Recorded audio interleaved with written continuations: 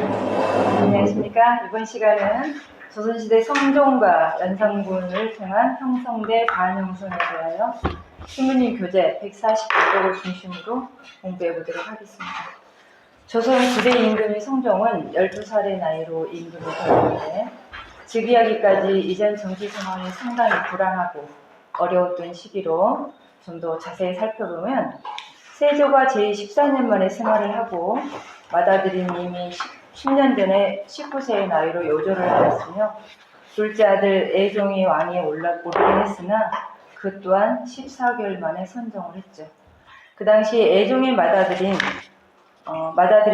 3세로 왕위 계승이 어려웠던 관계로 세조 맏아들인 의경세자 덕종의 아들은 성종이 즉위하여 25년 동안 정사를 보면서 안정기까지 많은 어려움이 있었습니다.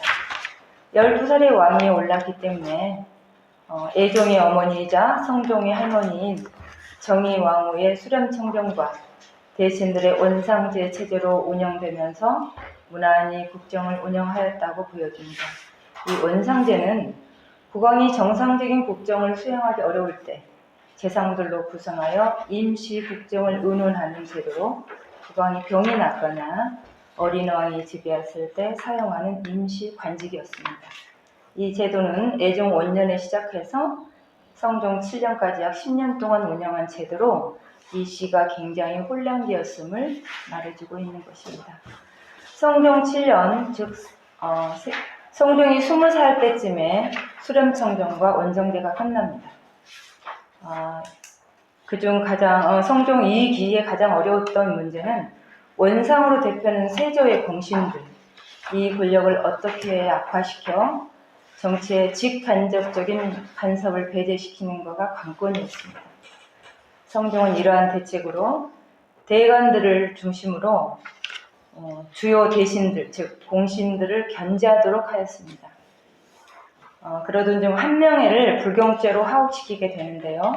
이때 한명회의 지는 애종과 성종의 장인으로 훈구 세력의 대표적인 인물로 4번의 공신에 책봉되고 우의정, 영의정을 역임한 사람으로 그 권세가 하늘을 찌르듯 했고 벼슬을 떠나 갈매기를 돌삼아 여행을 마무리하겠다는 뜻으로 지은 정자, 압구정 때문에 정치 일선에서 물러나게 됩니다. 참고로 압구정은 한명의 호이기도 하고 지금도 압구정동이라는 이름이 붙여지게 된 동기가 되었으며 겸재 정선에 압구정도라는 그림이 현재에도 남아있을 정도입니다. 다음 조선 전기부터 시작된 경국대전을 1세기 만에 완성시키는 일에 전념하게 되는데 법전은 국왕을 정점으로 국가 전반을 체계적으로 통치하는 제도를 완비하는 사업으로 이 법전에서 주목되는 관서는 대관입니다. 국곡선 이들의 임무는 국정 전반에 걸친 강력하고 포괄적인 탄핵과 간쟁이었습니다. 이에 따라 대관의 이상은 크게 높아졌고 대신들의 입지는 상대적으로 위축되게 됩니다. 결국 성종은 왕권 확립과 대관 육성을 통해 대신들과의 관계에서 권력의 무게중심의 균형을 이루는 국정 운영을 시도하게 됩니다. 이에 따라 성종 중반부터 실용적 측면의 유교 수준이 높은 정치가 이루어짐에 따라 국왕이 상위에 군림하고 대관과 대신이 상호 견제와 균형을 이루면서 안정적인 체제를 유지하게 됩니다. 하지만 머지않아 이 체제가 균열이 생깁니다. 대관의 임무가 커짐에 따라 국왕 및 대신들과 갈등하는 등 긴장 관계가 빈번하게 생기게 되죠. 특히 그들의 탄핵이 이론에만 집착하고 지역적인 비판에 집중함으로써 정치적 갈등은 더욱 커지고 잘못된 정치 양상을 낳게 됩니다. 오늘날에도 어느 한 부처의 임무가 부각되면서 여타 부처의 업무 중요성이 뒤로 밀리는 현상과도 같은 맥락이 되겠습니다. 이렇듯 성종 후반기에 대신들에 대한 심사의 탄핵이 더욱 격렬해졌고 이는 대신들이 몸종이나 시종을 지나치게 많이 소유하는 폐단의 문제도 있었지만 다분히 주관적이고 감정적인 비난의 탄핵 내용이 덧붙여진 것도 문제로 대두됩니다. 이쯤 되면 대신과 대관의 두 마리의 호랑이의 싸움으로 성종은 매우 괴로워하게 되고 특별한 대안이 없었던 관계로 뒤이어 등장하는 연산군의 연속적인 사화 사건으로 폭발하게 됩니다. 연산군의 사적인 문제로 그동안 다져왔던 그나마 선영성은 또다시 어려움에 처하게 되는데 성종의 개인사 부분 안에서 연산군과의 관련성을 알아보도록 하겠습니다. 성종은 한 명의 딸 공예왕후와 회비 윤씨, 정현왕후 윤씨 등 세 왕비와 10여 명의 후궁을 뒀고 이들과의 사이에서 대군 2명, 29명의 자녀를 두게 됩니다. 여기서 주목할 것은 공예왕후가 죽자 왕비로 책봉된 연산군의 어머니 윤씨의 죽음입니다. 연산군을 낳은 윤씨의 기쁨은 절정에 달했으나 후궁들을 꼴보지 못하는 시기의 질투가 심하여 독약을 숨긴 사실이 드러나 빈으로 강등될 뿐만 아니라 분을 못 이겨 임금인 성종의 얼굴을 핥히는 사단을 벌이게 되죠. 성종 10년에 폐쇄인 되었다가 3년 뒤 사사하게 됩니다. 연산군이 즉위한 뒤 얼마 되지 않아 모친은 이 비극적인 사건을 알게 되고 아버지 성종이 죽자 10대 부강이 되어 그동안 방치되었던 어머니 윤씨묘 이장을 두고 3사와 대립을 하게 됩니다. 제24년에 조의제문 사건이 발생하게 됩니다. 이때 연산군은 연관된 사람들과 대관들을 죽이고 무오사를 일으키게 됩니다. 이로써 연산군과 대립했던 3사의 권한과 역할은 축소되고 연산군은 강력해진 왕권으로 사냥과 사치를 즐기며 그야말로 이중구조로 발양된 정신 내 오만한 삶을 살게 됩니다. 뒤이어 자기 어머니를 죽게 했다는 이유로 아버지 후궁들을 죽여 산하에 버리는가 하며 할머니인 인수대비를 구타하여 죽이는 폐륜을 저지르게 됩니다. 회비 윤씨 사건에 찬성한 신하들과 한명회를 부관 참시하면서 이는 갑자사화로 이어지게 됩니다. 국왕의 행실을 비방하는 투서가 언문, 즉 한글로 쓰여져서 돌아다니자 한글 교육도 중단을 시킵니다. 연속된 이러한 사건들이 결국은 중정, 반정으로 이어지고 폐위되어 강화도로 쫓겨났다가 괴질로 죽게 됩니다. 그 후 50년 동안이나 붕당 정치 확대로 사화와 유혈극이 연이어집니다. 위의 사건들을 종합하여 볼 때 성종은 제25년 동안 형성적인 정치, 즉 정치적 균형과 신하들 간의 균형을 동시에 추진하여 자기 자신뿐만 아니라 궁 안에서의 형성성을 발현하였고 또한 경국대전을 완성하는 등 법제도의 정비를 통하여 관리와 국민 상호 간의 형성이 잘 되고 백성들이 평화롭고 좋은 삶을 살도록 선민 정치를 펼침으로써 하느님의 선형성에 부합한 왕이 되었음에 비하여 연산군은 성종과의 거의 반대의 삶, 반인륜적 삶의 형태를 나타내 왕이 된 1년 만에 어머니의 비극적인 죽음에 대한 원수 갚음으로 도배하면서 정작 백성을 보살피고 좋은 제도를 만들어 안정적인 정치를 이루어야 하는데 많은 부족함을 나타내 반선형성을 극명하게 나타내는 왕이 되었습니다. 설사 슬픈 과거사를 가지고 있다 해도 재형성할 수 있는 과정을 통하여 슬픔을 승화시키고 힘든 백성을 생각하며 내면을 형성하는 데 주력하였다면 어느 왕보다도 성군이 되었지 않았을까 하는 아쉬움이 듭니다. 하느님께서 원수를 사랑하고 내가 너희를 사랑한 것처럼 너희도 이웃사랑을 실천하라고 하신 것처럼 했더라면 말입니다. 용서는 상대를 위해서 하는 것이 아니고 나를 위해서 하는 것이듯이 자기 자신을 사랑하는데 더 현명한 왕이 아니었나 하는 생각이 듭니다. 이렇듯 백성을 바라보는 눈이 따뜻하지 않고 자기 연민이 강한 왕이 재임한 시대는 당연히 백성들의 삶은 처참하고 위태로운 삶으로 이어지고 그 결과 4번이나 이어지는 사화를 불러오게 됨이 안타까울 따름입니다. 이로써 이번 강의를 마치겠습니다. 감사합니다. 이번 시간에 성종과 연산군에 대한 강의를 들었는데 우리 전 시간에 연이어서 이성계와 이방원 그리고 세종대왕과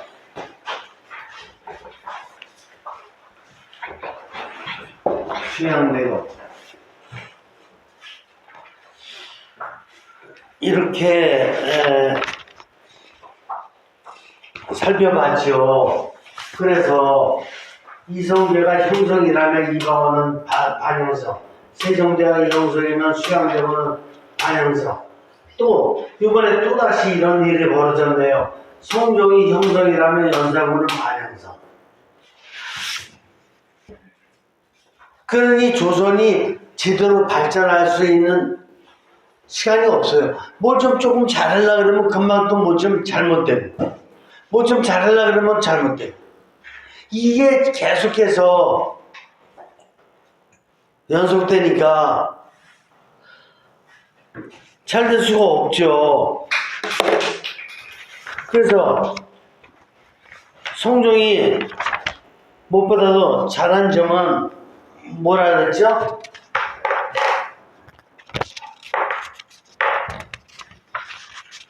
대간을 육성하는 거예요. 왜 그러느냐 하면은 수양대군 때 권력자들 있잖아요. 권력자들이 수양대군과 함께 너무나 막 통치를 해버렸거든. 근데 권력은 이 사람들이 다 갖고 있거든요. 그러니까 이거를 막을 길이 없어요. 그래서 대간을 갖다 육성을 해가지고 이 권력자들을 갖다가 견책할 수 있도록 이 사람들이 힘을 못 쓰도록 이 방법을 써가지고 그래서 국가 체제를 다시 운영하려고 이렇게 했던 거예요. 그래서 이게 한 가지가 잘한 점이고 두 번째는 뭐를 잘했느냐 하면은 두 번째 경국대전을 완성시켰다고 그랬잖아요.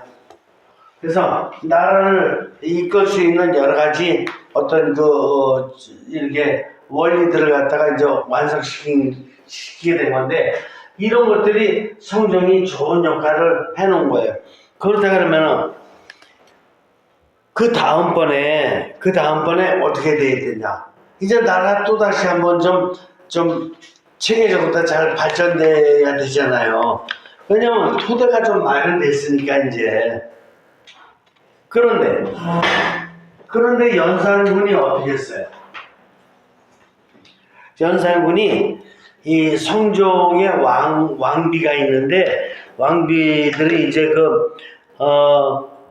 한 명의 딸이 공예왕후고 또 윤기건의 딸이 패비윤씨고 그 다음에 윤호의 딸이 정현왕후 윤씨고 이렇게 왕비들이 여러 명이 있어요. 근데 두 번째 왕비의 아들 중에 연산군이 있다고. 근데 이 연산군이 태어나게 됐는데 그 어머니가 왜 그랬는지 어쨌든 독약 사건이 터져요. 독약을 이렇게 연산군 어머니가 독약. 그 왜 그랬는지 뭐 이렇게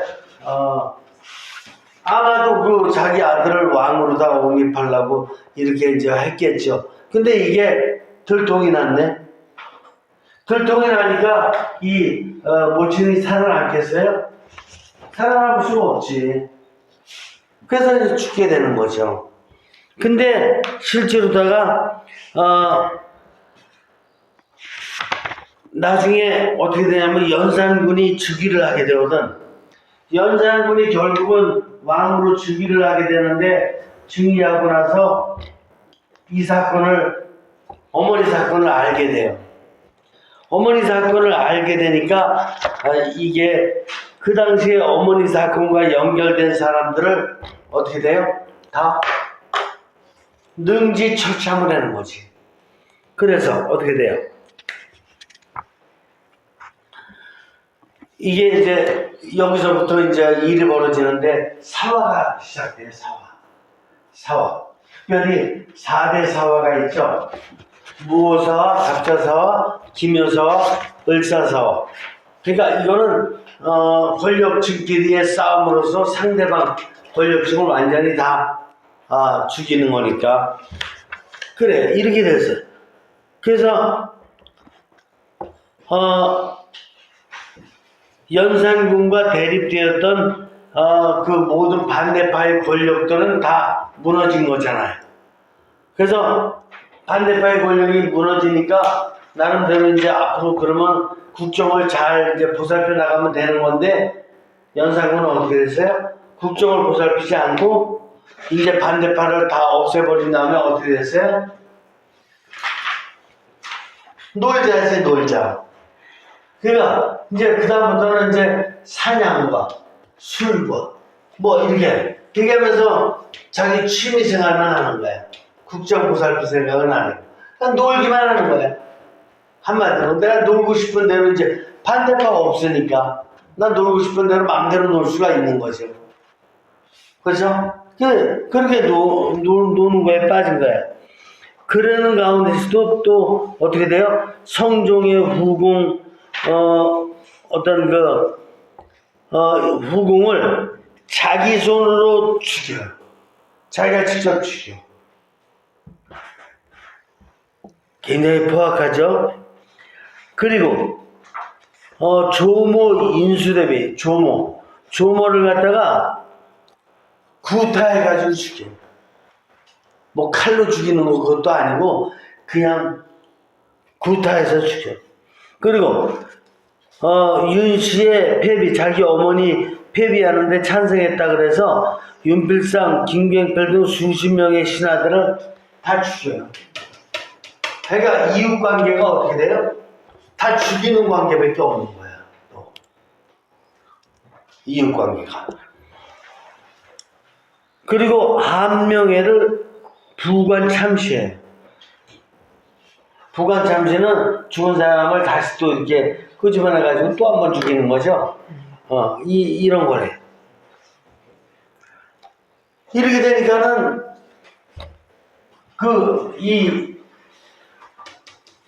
당시에 연산군의 주변에 있었던 사람들은 공포에 살 수가 없는 거지. 그래서 중종반정을 일으키는 거예요. 중종반정을 일으켜가지고 연산군을 폐위시켜가지고 강화도 교동으로 쫓아내고 그 다음에 감봉시키고 이렇게 돼서 2달 만에 연산군이 죽는 거예요. 그러니까 이 성종이 나름대로다가 이렇게 수양되고 이후에 좀 나라를 제대로 좀 만들어 보려고 이렇게 노력을 했는데, 연산군이 나타나가지고 또다시 이렇게 동서남북을 다 엉망으로 만들어 놓은 거예요. 주변에 있는 이렇게 권력층들이죠. 자기와 측근에 있는 이 사람들은 다 죽여버리고 이 상황과 세계가 완전히 피바다로다가 이렇게 되게 만들고, 그러면 연산군이 이렇게 하느님이 선형성해 주신 영과 정신과 육신 중에서 어떤 걸 사용한 것 같아요? 삼중구조를 제대로 사용했을까? 삼중구조의 인간이라고 볼 수가 없죠. 그러니까 영은 아예 없는 거고 안 사용하니까. 육신과 정신 중에서도 높은 차원은 다 없어지고 낮은 차원에 오로지 그냥 원수 죽이는 쪽으로만 이렇게 사용. 그러니까 낮은 차원의 육신과 정신을 사용했으니까 이웃관계가 좋겠어요? 이웃관계가 영민이 없지. 상황은 어떻게 했어? 영민이 없이 다 죽기만 하니까 상황은 융화스러운 게 있겠어요? 없지. 매일 피바다지. 매일 그 비명소리만 들리고. 이것이 도처에서 일어나는 거지. 상황과 세계에서. 그러니까 영적인 이런 성향은 전혀 찾아볼 수 없어요. 연산군한테 높은 차원의 어떤 하느님과 합치라든가 영미 융화, 영양, 인정, 개발성, 조달 이런 영적인 성향은 하나도 찾아볼 수가 없어요. 그러면 인간으로서의 삶을 성공했다고 봐야 되나 실패했다고 봐야 되나? 실패해요. 철저하게 실패했어요. 왕의 자리까지 올랐지만 철저하게 실패했죠. 그렇죠? 그래서 나름대로 이렇게 여러 가지 느끼셨을 거예요. 이성계가 있고 이강원 있고 세종대가 있고 수양대가 있고 성종이 있는가 보면 영상국도 이렇게 되고 참 조선시대의 역사가 묘하구나. 이런 거 느끼셨을 텐데 한마디쯤 하시죠.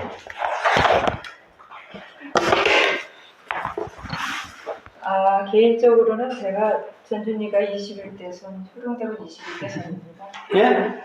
전준이가 21대 손, 효령대군 21대 손인데요. 이 역사를 보면서 우리 선조들이 참 좋은 일도 많이 했지만 나쁜 일도 많이 했구나. 근데 사실은 상황이 또 사람을 몰고 가는 경우도 있으니까 그 사극 같은 데 보면은 자기가 살기 위해서 죽이기도 하잖아요. 나도 하느님의 그 사랑이 항상 영원하지는 않는 것 같다. 우리가 반성해야 될 거는 항상 그 생명 파괴까지 가는 그런 반영성이 아닌 잘못할 수는 있지만 재영성을 통해서 그 선영성에 입각해 가도록 노력하는 우리의 삶이 중요하지 않겠나 그런 생각을 합니다.